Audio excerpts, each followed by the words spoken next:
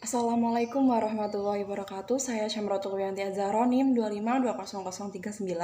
Izin menjawab pertanyaan dari Mbak Burhan terkait laporan kegiatan kerja lapangan di SMA Trans Science dan SMA Al-Hikmah Boarding School Batu. Pertama, hal yang dapat saya pelajari dalam kegiatan terkait tata kelola sekolah tersebut, saya belajar tentang bagaimana sekolah SMA Trans Science Tebu Ireng dan Boarding School Al-Hikmah Batu mengatur dan mengelola operasi mereka pada dunia pendidikan yang sekaligus berbasis pesantren sebagai pembentukan karakter. Ini termasuk struktur organisasi, kebijakan pendidikan, pengelolaan sumber daya dan interaksi kepada siswa, guru, dan hubungannya pada masyarakat. Dari Trans Science maupun SMA Al-Hikmah, mereka memiliki cara atau khasnya mereka dalam mengelola sekolah. Dan kemudian, memiliki kurikulum yang berbeda dari kebanyakan sekolah umum lainnya. Kurikulum yang luas ini bertujuan untuk memberikan pendidikan yang holistik kepada siswa. Kemudian, kedua sekolah tersebut termasuk sekolah boarding school, yang mana sekolah boarding school memiliki pengaturan waktu yang lebih terstruktur dibandingkan dengan sekolah umum lainnya.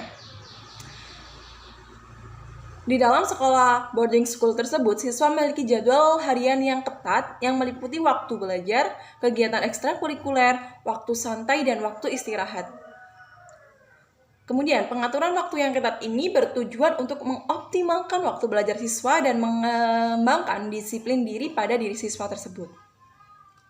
Lalu yang kedua, selanjutnya untuk kelebihan tiap sekolah yang saya kunjungi secara keseluruhan hampir sama. Mereka sama-sama memiliki basic yang sama, yaitu boarding school yang mana itu ada pesantren dan sekolah.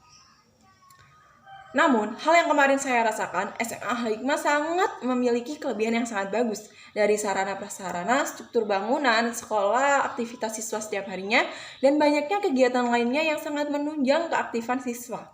Saya kebetulan berkesempatan untuk tur mengelilingi SMA Al-Hikmah, banyak kelebihan yang bagus dan unggul, dan tepatnya pada kurikulum yang dibuat juga bagus. Mereka punya kurikulum sendiri yang mereka buat sendiri, dan mereka terapkan hal tersebut ke sekolahan yang mana hal tersebut menjadi efektif, dan salah satunya itu kurikulum yang mereka pakai itu membebaskan siswanya untuk belajar apa yang dia mau.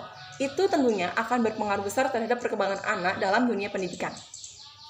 Kemudian, di SMA Trans Science, waktu itu saya tidak berkesempatan untuk berkeliling lebih jauh, jadi yang saya tahu, kelebihan di SMA Trans Science, mereka memiliki basic kurikulum yang lebih menonjol dari sekolah lain, karena mereka lebih memfokuskan sekolah mereka itu ke sains, manajemen pengelolaan dan pembelajaran yang digunakan di sekolah tersebut, yaitu kurikulum Merdeka, K13, MBKPS, dan pesantren. Di sekolah ini kan yang ditonjolkan sainsnya, namun terdapat beberapa mata pelajaran dan dikelompokkan sesuai dengan kurikulumnya. Kemudian, mereka juga bekerja sama dengan perguruan tinggi seperti dari Universitas UNESA dan UIN Malang, kemudian juga ada ITS dalam pengembangan sekolahnya. Kemudian, yang ketiga, kekurangan sekolah yang sejauh kemarin saya lihat, tidak ada problem besar yang bisa menjadikan itu sebuah kekurangan. Menurut saya, dan itu sedikit dari saya, kekurangan yang saya maksudkan juga bukan kurikulum maupun masalah besar yang ada di sekolah, cuman dari saya saja, kekurangan di SMA Trans, menurut saya itu sekolahnya agak lebih gersang dan hawa sangat terasa panas. Menurut saya hal tersebut mengganggu kenyamanan siswa dalam belajar di kelas. Lalu yang keempat, untuk memperbaiki kekurangan tersebut, mungkin bisa diadakannya sekolah Adiwiyata. Adiwiyata merupakan nama program pendidikan lingkungan hidup dengan melakukan penghijauan di lingkungan sekolah atau di luar sekolah.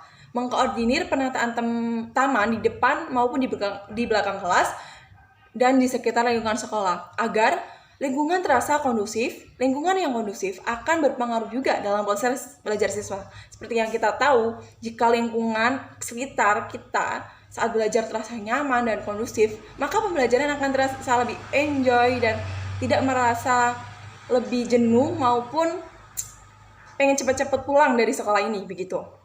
Kemudian yang kelima, secara umum, banyak kegiatan pembelajaran yang memberikan mahasiswa pengalaman langsung yang memiliki program pelatihan terstruktur dan terencana yang menggabungkan observasi, kunjungan, maupun tur ke tempat, instansi, atau lembaga yang berkaitan. Hal ini memberikan pengalaman langsung di masyarakat yang mungkin tidak didapatkan di kampus, sehingga saya dapat mengaplikasikan apa yang telah dipelajarinya selama KKL. mencakup pengembangan pengetahuan, wawasan, dan keterampilan mahasiswa dalam profesi yang dipilihnya, memberikan mahasiswa paparan langsung ke dunia kerja, dan meningkatkan relevansi antara universitas dan instansi yang dituju. KKL juga memberikan kesempatan kepada saya dan teman-teman untuk mengamati dan mengidentifikasi aplikasi praktis dari pengetahuan teoritis dalam kegiatan dunia nyata. Kemudian, secara keseluruhan, KKL merupakan komponen penting pendidikan tinggi yang dapat membantu menjembatani serta memberikan gambaran terkait kesenjangan antara teori dan praktik serta mempersiapkan mereka untuk magang yang biasa disebut sebagai PPL maupun kuliah kerja nyata KKN di masyarakat setempat. Baik, begitu.